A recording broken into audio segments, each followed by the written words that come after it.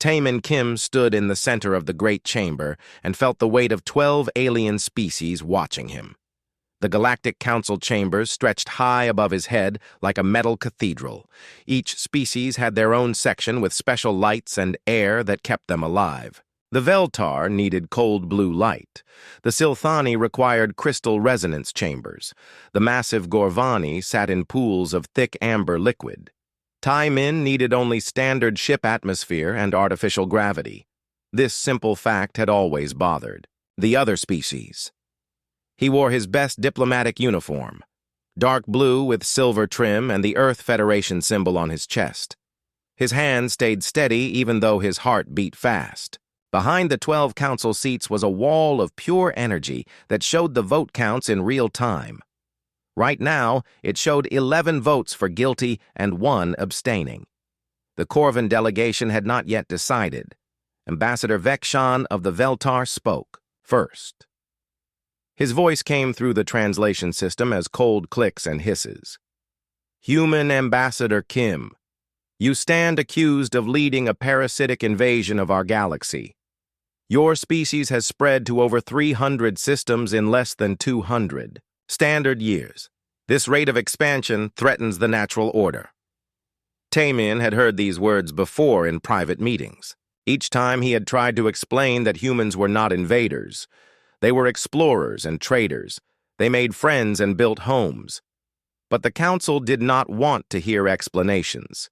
They wanted someone to blame for changes they did not understand. Your honor. Taemin said, humans have followed all galactic laws. We asked permission before settling new worlds. We traded fairly with existing colonies. We shared our knowledge and learned from others. The massive Gorvani representative made a sound, like grinding stone. When translated, it said, you contaminate our cultures. Human ideas spread like infection. Your music changes our youth. Your food replaces traditional meals. Your building methods make our cities look different. This is cultural warfare. Taemin wanted to laugh but kept his face serious. Your Honor, we simply offered our friendship. No one was forced to accept human ideas. If your people chose to try human music or food, that was their choice. We never threatened anyone. The crystalline, Silthani delegate's voice rang like broken glass. Choice is irrelevant. Your very presence changes everything around you. Humans adapt too quickly. You learn our languages in months when it should take years. You modify your biology to breathe our air and eat our food. You are unnatural. This accusation hurt because it was partly true.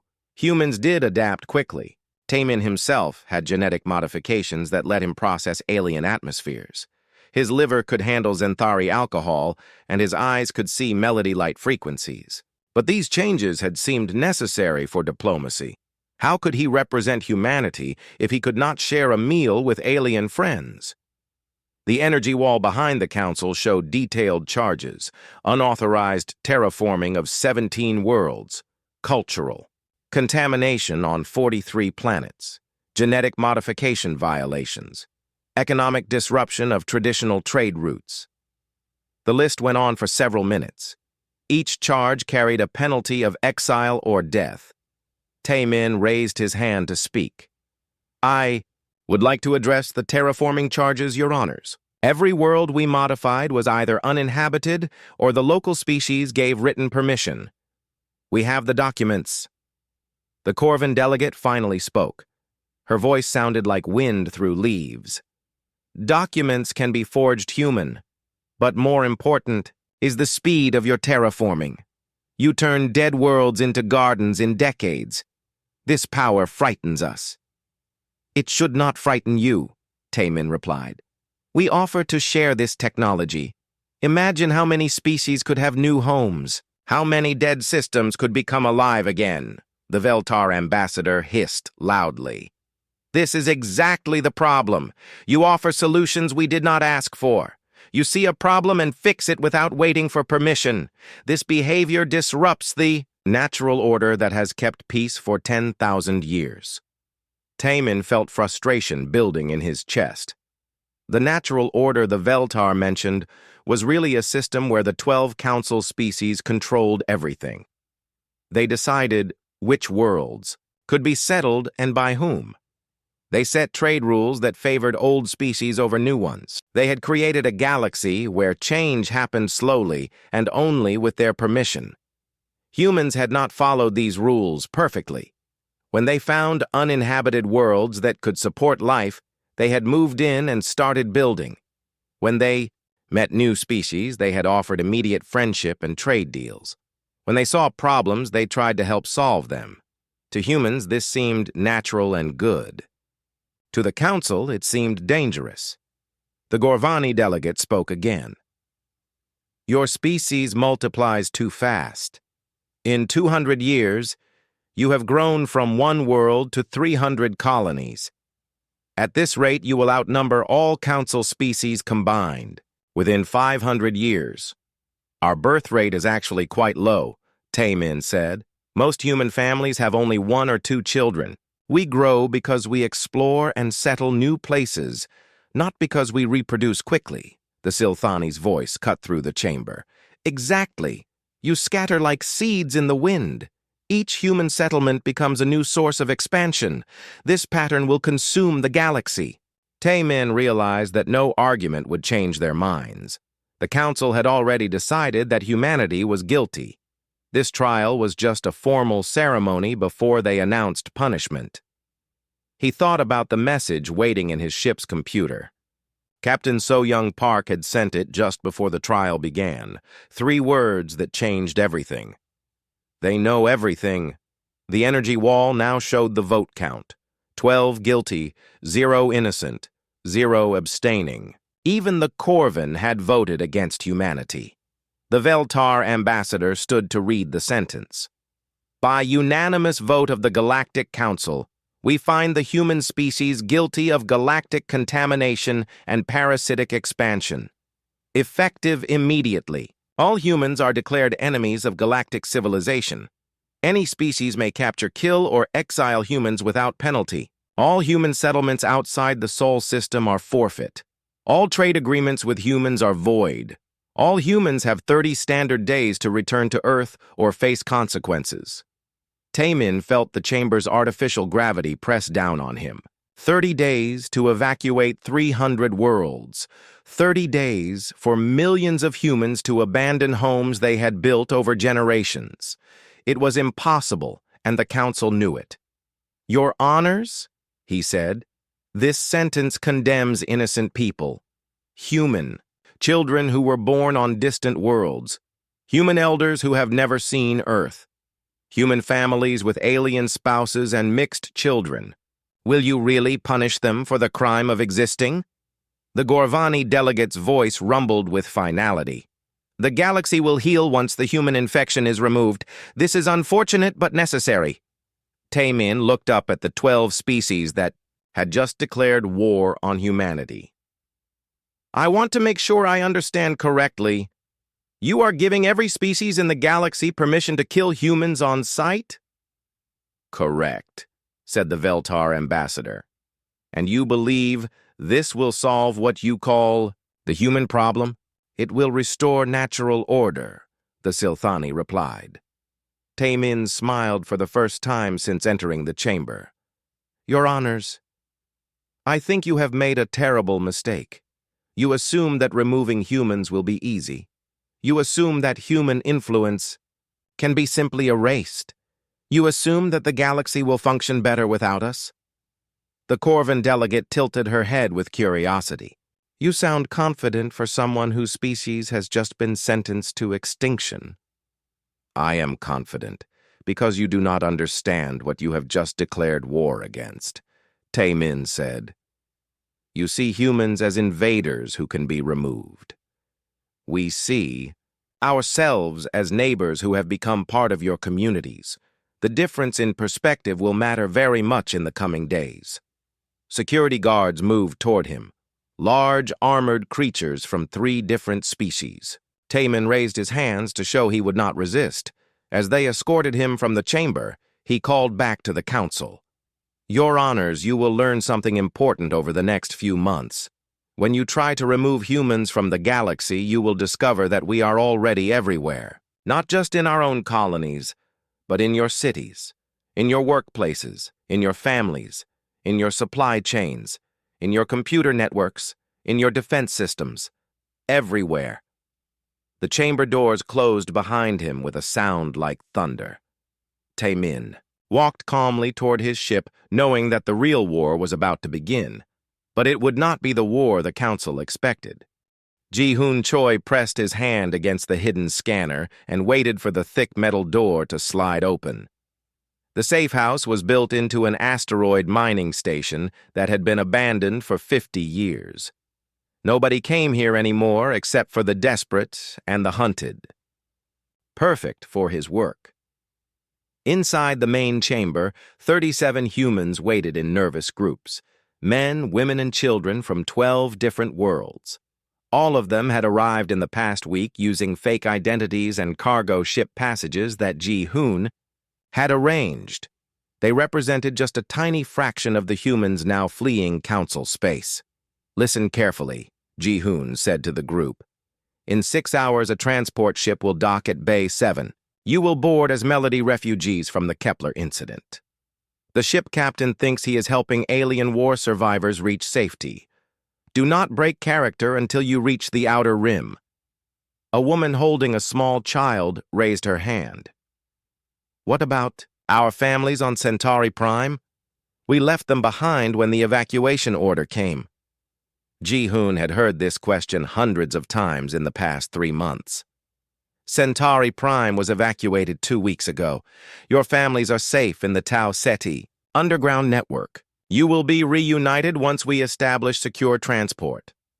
The truth was more complicated. Some families had been separated during the chaos following the Council's declaration.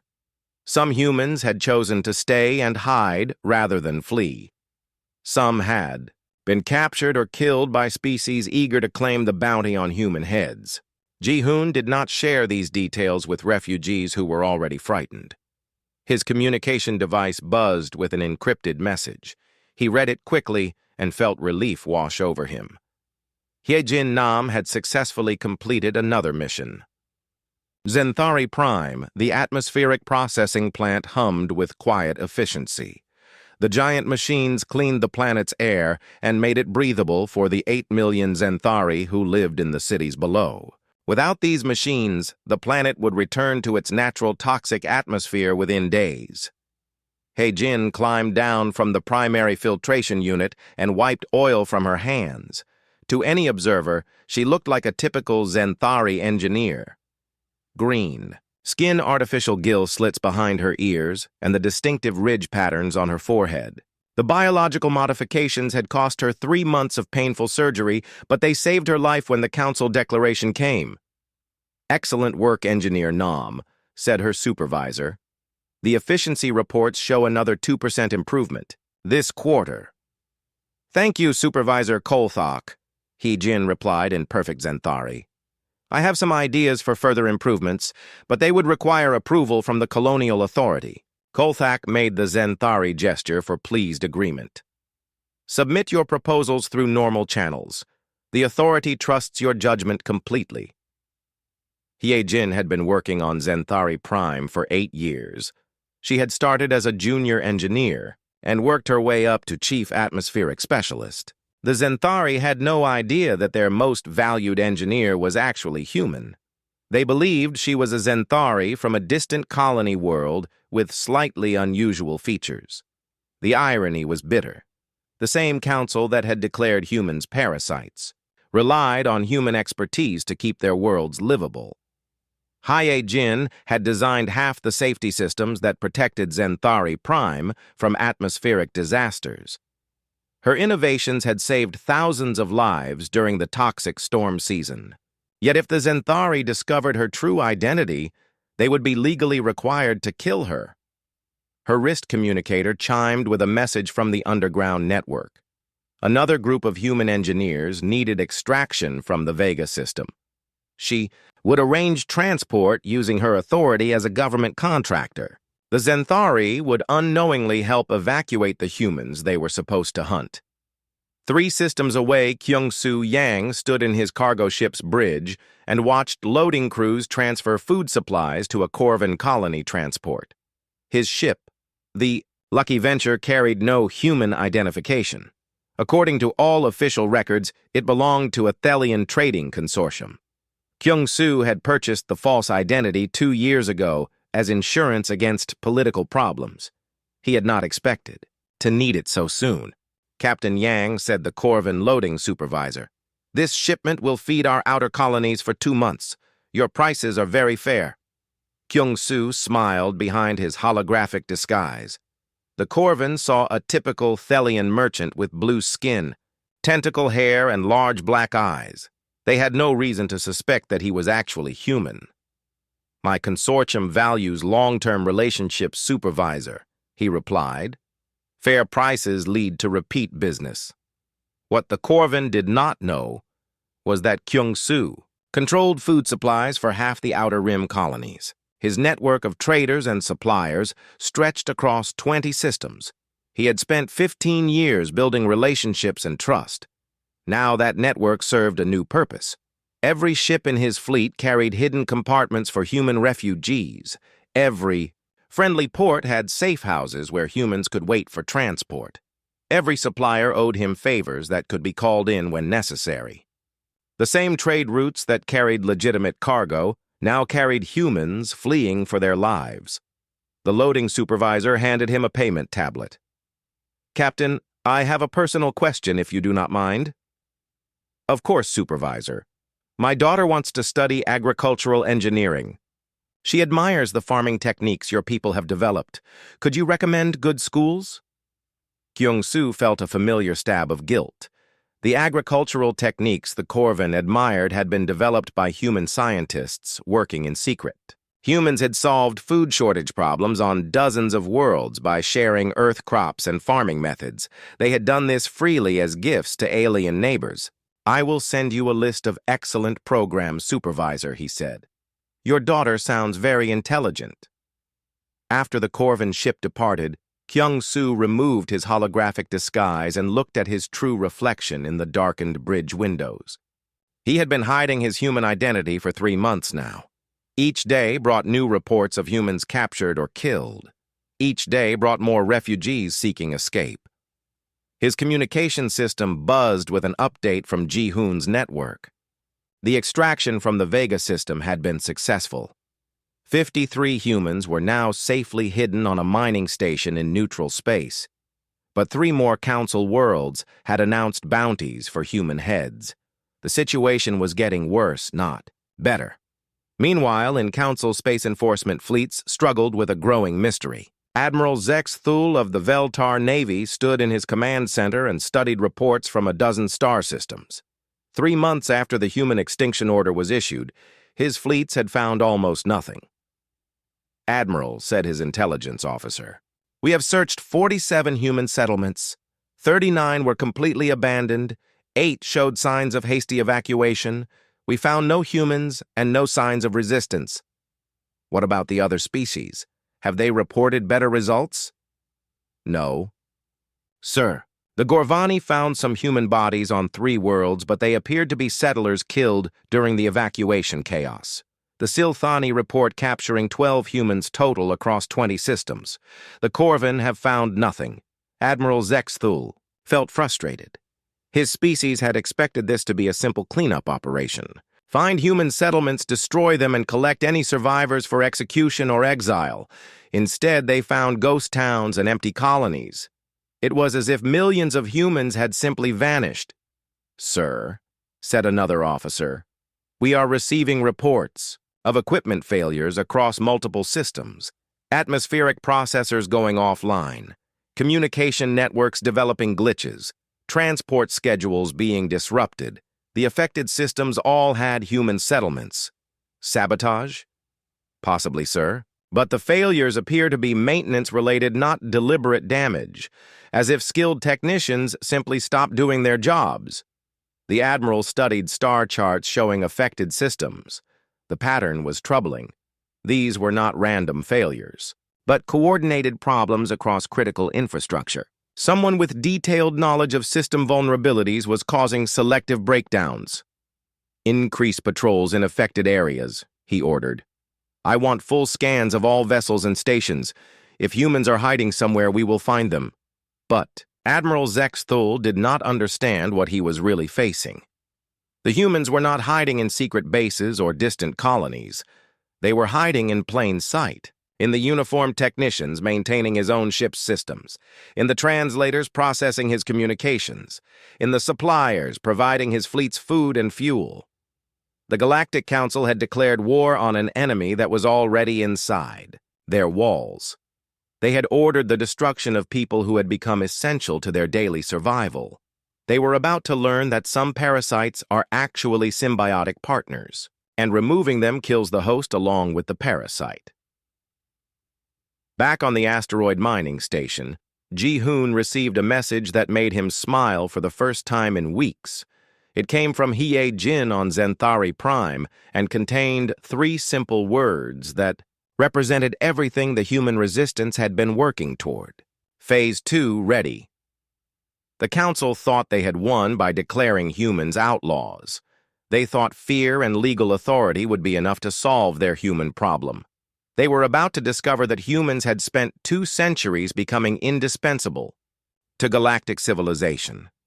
The real war was about to begin, and the Council would fight it without knowing who their enemies were or where they were hiding.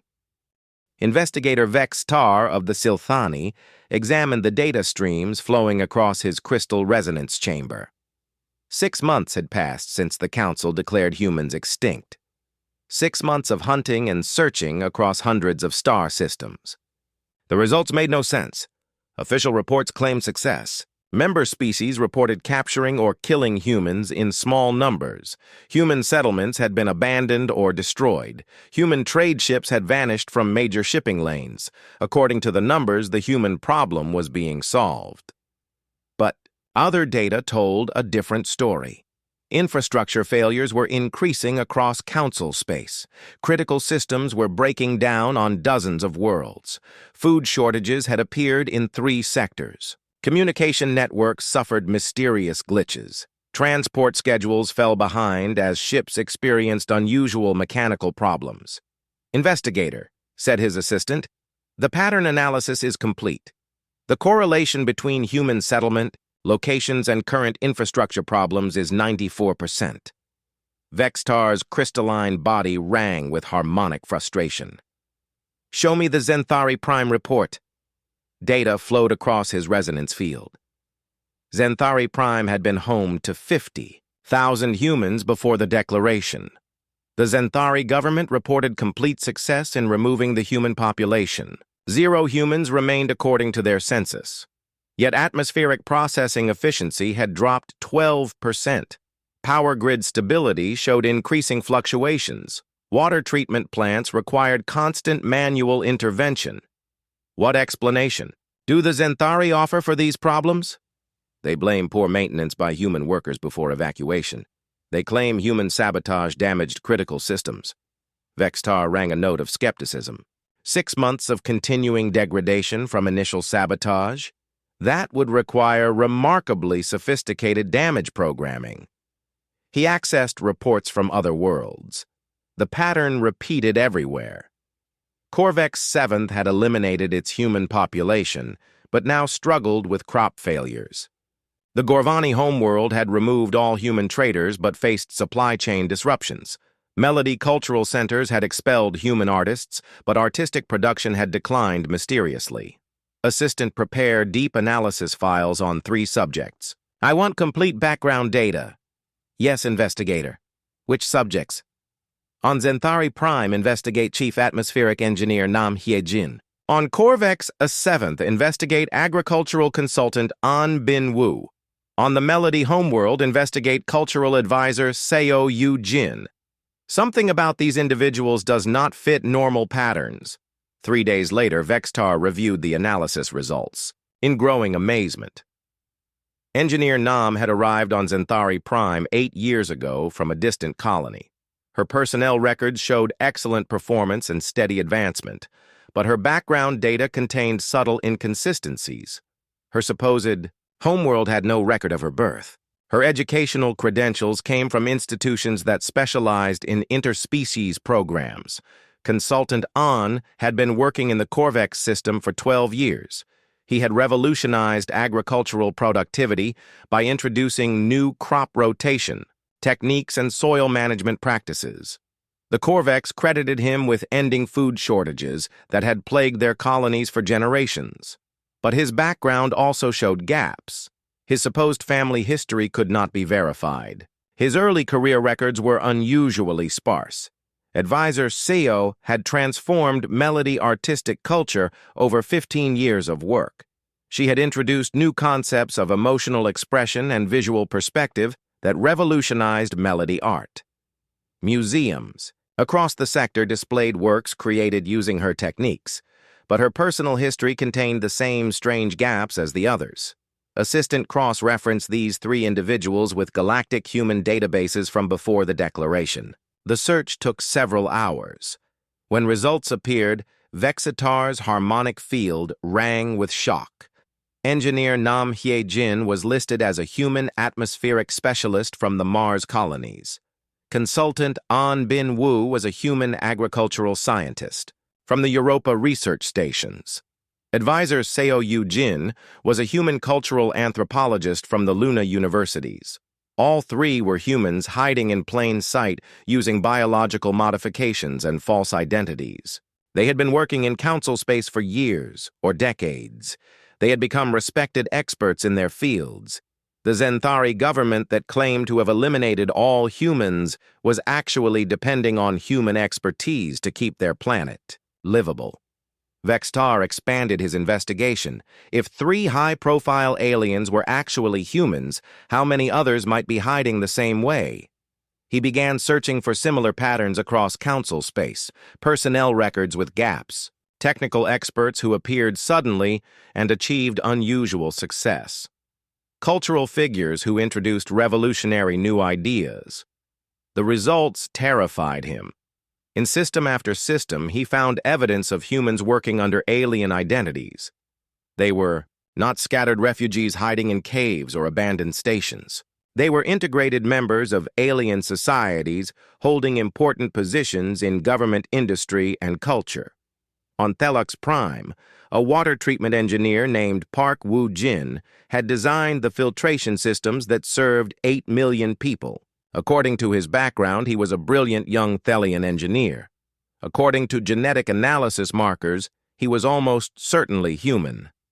In the Corvin sector, a trade coordinator named Lim Chang-min managed shipping schedules for 36 colony worlds. His efficiency improvements had reduced transport costs by 30% over 5 years. The Corvin considered him indispensable to their colonial economy. Genetic markers again suggested human origins. On the Gorvani homeworld, a cultural liaison named Ryu Yun-seo had spent 10 years helping integrate refugees from war-torn worlds. She had developed new methods for cross-species communication and conflict resolution. The Gorvani government had given her their highest civilian honors. She was almost certainly human. The scope of the infiltration was staggering. Humans had not just spread to new worlds, they had integrated into existing alien societies. They had made themselves useful, then essential, then irreplaceable. The Council had declared war on an enemy that was already holding their civilization together. Vextar compiled his findings into a comprehensive report. The document ran to thousands of pages detailing suspected human infiltrators across dozens of worlds. He identified critical infrastructure positions held by probable humans. He calculated the economic and social impact of removing these individuals. The conclusion was unavoidable. Eliminating humans now would cause galactic civilization to collapse. Too many critical systems depended on human expertise. Too many important innovations had come from human minds. Too many essential services were provided by humans hiding behind alien faces. As he prepared to transmit the report to the Council, Chambers Vextar noticed something strange. His communication system showed an unusual routing pattern for outgoing data.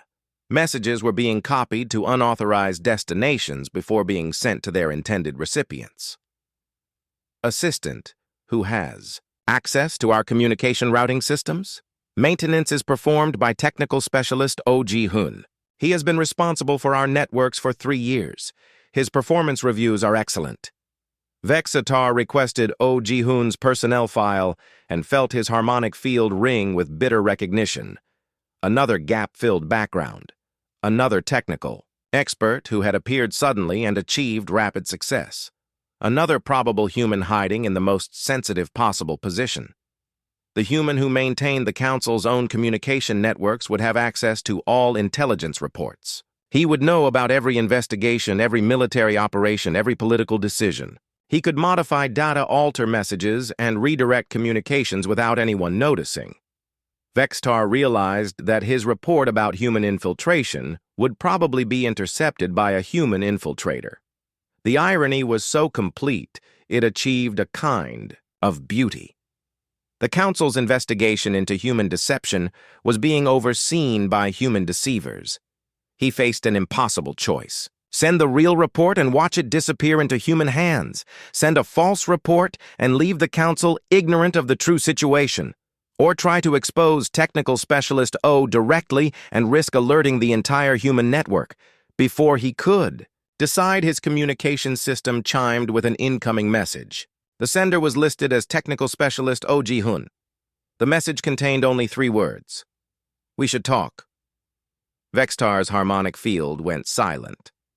In the space of 6 months, his investigation had revealed that the human extinction order was not just failing, but impossible to implement. Humans were too deeply embedded in galactic civilization to remove. They had made themselves indispensable through decades of patient integration. More disturbing was the realization that humans had known this would happen. Their resistance was too well organized to be improvised. Their infiltration was too complete to be accidental. They had been preparing for this conflict for years or decades. The humans had allowed the Council to declare war on them because they knew the Council could not win. They had turned their greatest weakness into their greatest strength.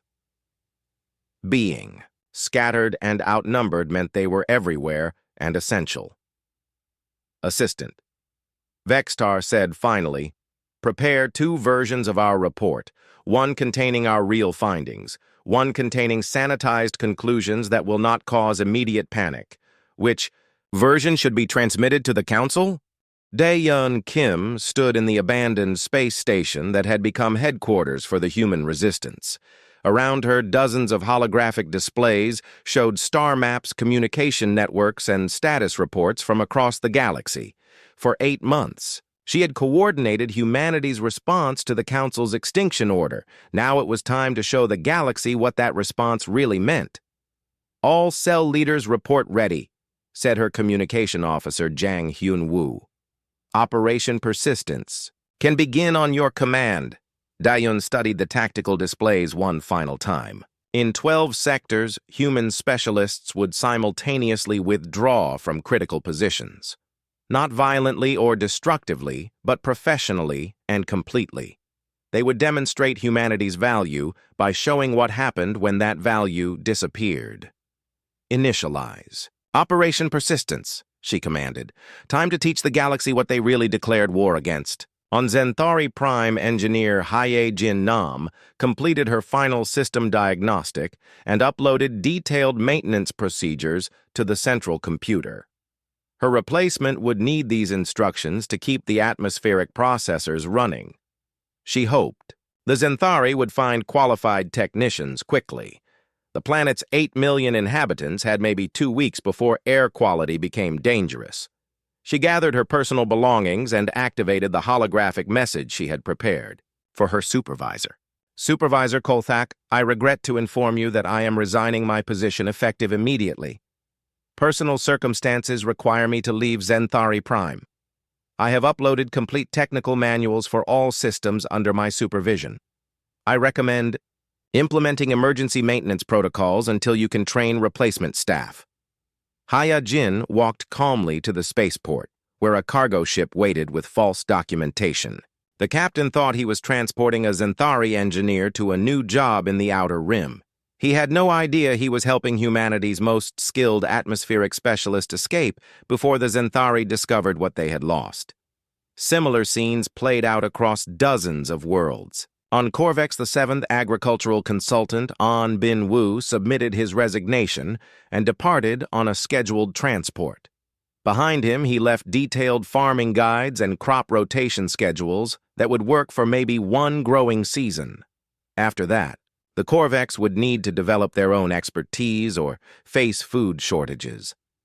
On the Melody homeworld, cultural advisor Seo Yujin finished her last art exhibition and quietly departed for a sabbatical that would never end.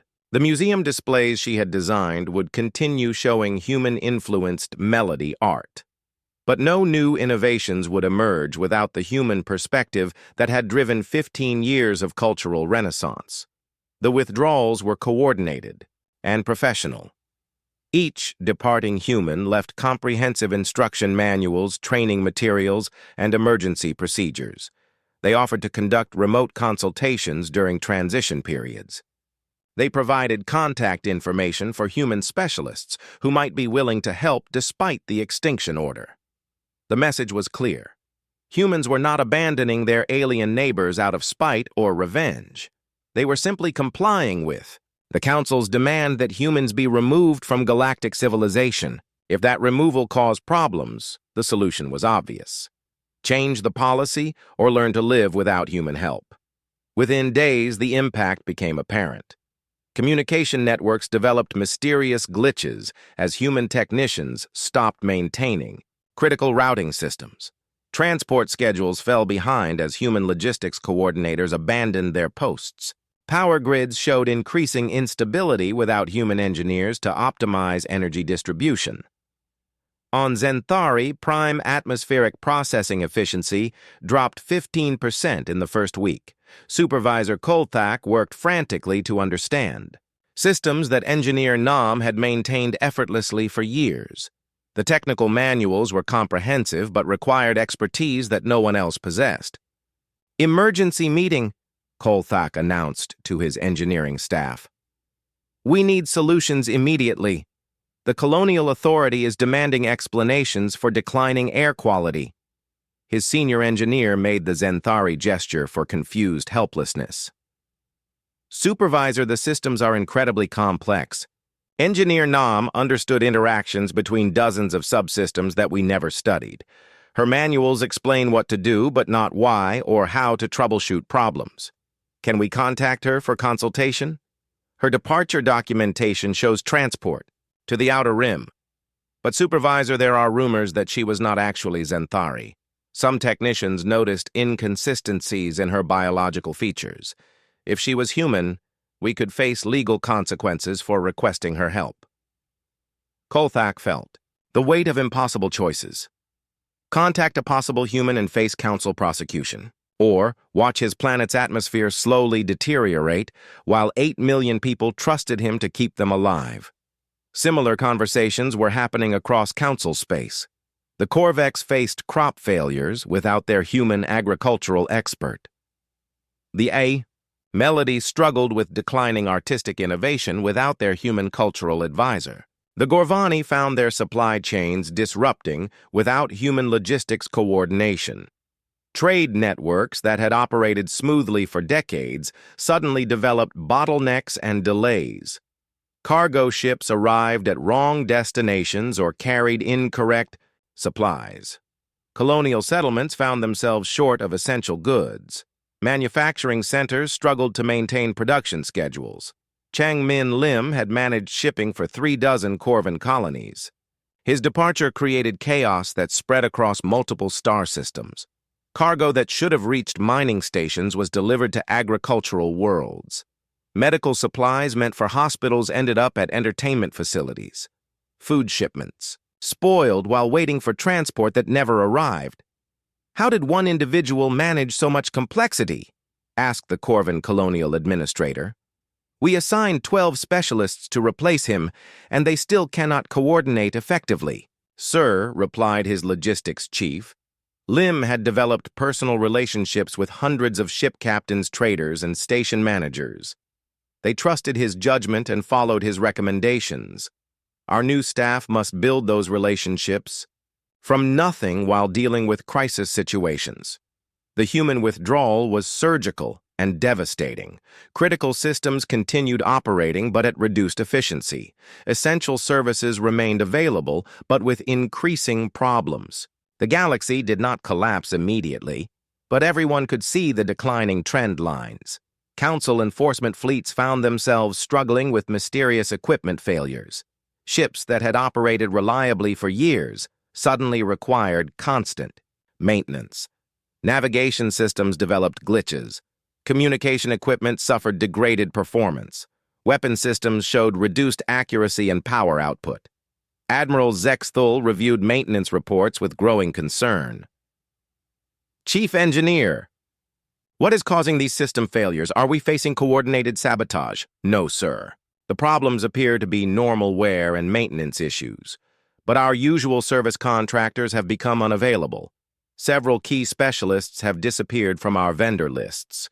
We are having difficulty finding qualified replacements. Disappeared. How? Transferred to other sectors, sir, or resigned for personal reasons, or their companies have gone out of business. The pattern is unusual, but each individual case appears legitimate. Admiral Zexthul began to understand what was happening. Human specialists had been maintaining Council military equipment for years. They had done this work under alien identities, through subcontractor companies that hid their true nature. When the extinction order came, they had simply walked away from jobs that kept Council fleets operational. Meanwhile, Da-Un Kim monitored progress reports from across the galaxy. Phase 1 of Operation Persistence was exceeding expectations. Critical. Systems were degrading on schedule. Colonial authorities were requesting emergency assistance. Military effectiveness was declining measurably. But the real success was psychological. Instead of fighting the Council directly, humans were demonstrating their value through absence. Every failed system, every delayed shipment, every declining efficiency metric proved the same point. Humans were not parasites or invaders. They were partners whose contributions had become essential to galactic civilization. Status report, Da-Un. Requested. 17 colonial governments have submitted informal requests for technical assistance, Hyunwoo reported. 5 military commands are seeking emergency maintenance contracts. 3 Council species have opened back-channel diplomatic communications. Any direct Council response? Admiral Zexthul has increased fleet patrols in affected sectors.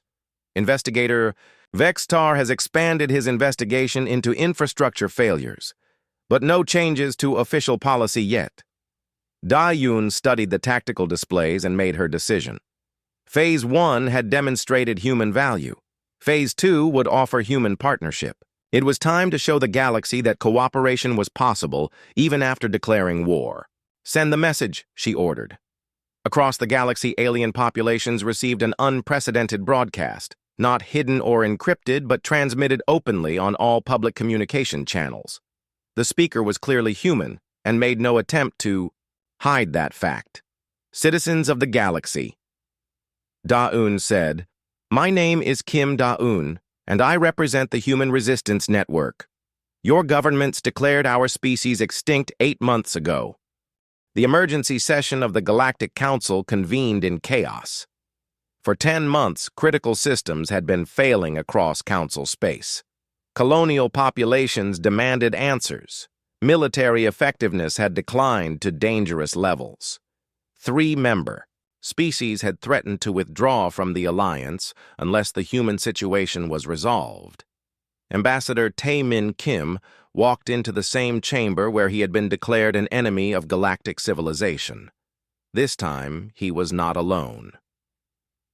Behind him came Da-Un Kim, carrying detailed proposals for a new relationship between humanity and the galaxy. Beside them walked Min-Ho Song, a young human who had lived his entire adult life in hiding, and A-Ra Cho, a former Council translator who had chosen to help humanity during the dark months.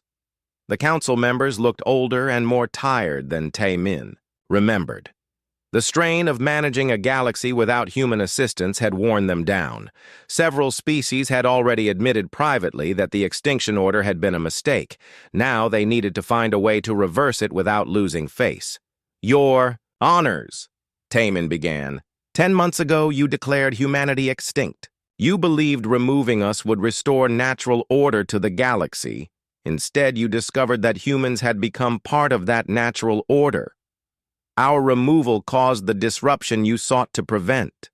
The Veltar ambassador hissed with frustration. "Human Kim, your species defied our order. You did not return to Earth as commanded. You hid among us using deception and false identities. Your Honor, we complied exactly with your order. You declared us enemies and gave us 30 days to leave Council space. Many humans did leave.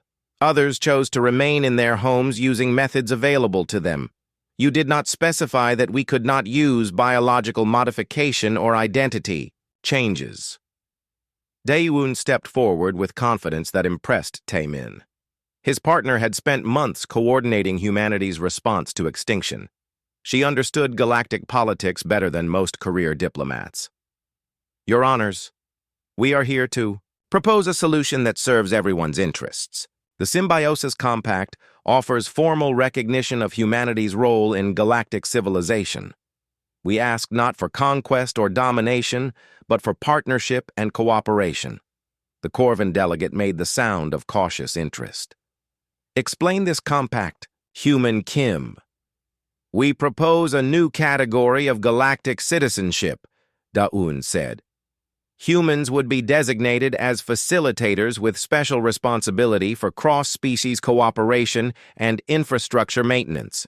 We would work openly alongside alien specialists to maintain the systems that keep your worlds functioning." The Silthani representative rang with skepticism.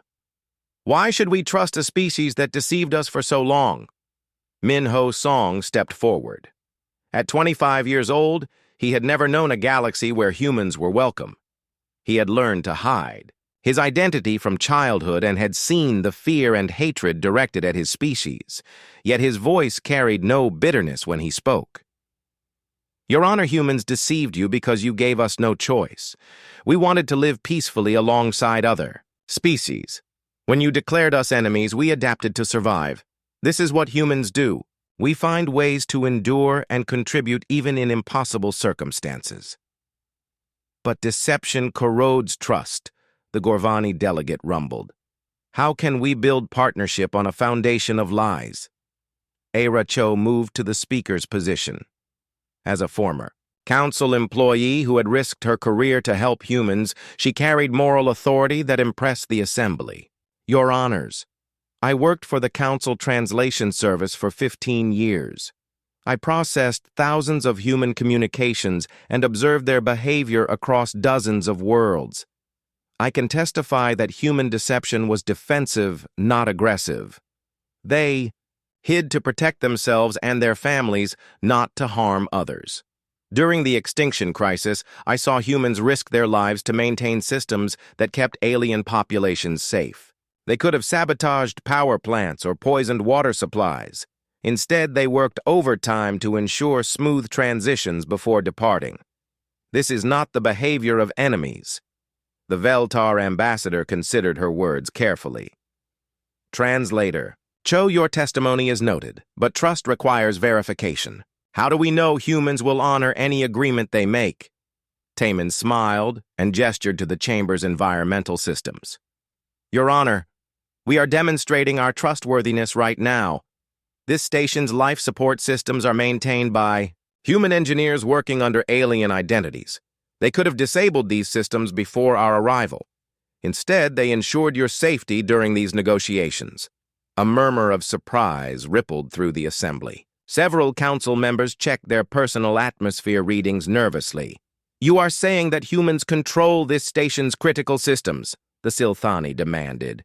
"We are saying that humans have been maintaining this station for years," Daewon replied.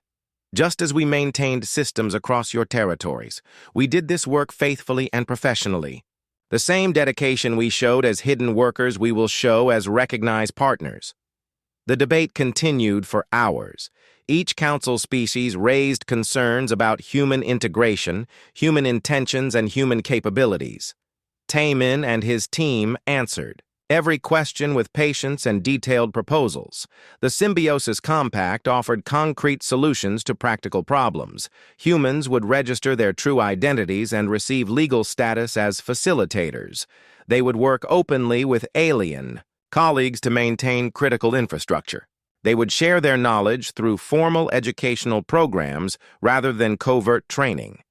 In exchange, the Council would officially rescind the Extinction Order and recognize human colonies outside Sol System. Human trade networks would regain legal status. Human families would be reunited and human refugees would receive safe passage home. Most importantly, the Compact established principles for future expansion. Humans could settle new worlds, but only with explicit permission from local authorities. They could offer technological assistance, but only when requested. They could participate in galactic culture, but with respect for existing traditions. The Compact addresses our past conflicts, Taemin explained, but more importantly, it provides a framework for future cooperation. Humans want to be partners, not conquerors. We want to contribute to galactic prosperity, not replace alien achievements with human alternatives. The Corvin delegate asked the crucial question. What guarantee do we have that humans will not become dominant through sheer numbers and adaptability? Your Honor, said Minho. Humans have learned something important during these months of hiding. We discovered that our greatest strength comes not from independence but from cooperation. Human innovations work best when combined with alien expertise. Human settlements thrive when they integrate with existing communities. We do not want to dominate the galaxy because domination would make us weaker, not stronger.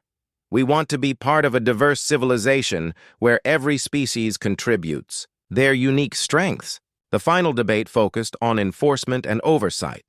How would the Council ensure compliance with compact terms? How would humans prove their commitment to cooperation? How would disputes be resolved without returning to conflict? Da-Un presented the most innovative part of their proposal. We suggest creating mixed councils on every world with significant human population. These councils would include both human and alien representatives with authority to resolve local conflicts and oversee compliance with compact terms. Additionally, we propose annual review conferences where council species and human representatives evaluate progress and address emerging issues. The Compact should be a living document that evolves with changing circumstances. As the debate wound down, Taemin sensed the mood shifting in their favor.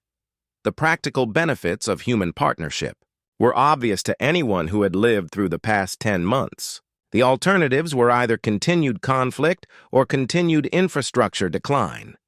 The vote was closer than Taemin had hoped, but decisive enough to matter. 7 species voted for the Compact, 3 voted against, 2 abstained. The Veltar, Silthani, and 1 Gorvani faction remained opposed, but they were outnumbered by species that had benefited from human assistance. By majority vote, announced the Corvin presiding officer, the Galactic Council approves the Symbiosis Compact. The Human Extinction Order is hereby rescinded. Humans are granted status as galactic facilitators with rights and responsibilities as defined in the Compact document. The chamber erupted in mixed reactions. Some delegates celebrated while others registered formal protests. Taemin felt relief and exhaustion wash over him in equal measure. 10 months of careful planning and desperate improvisation had led to this moment.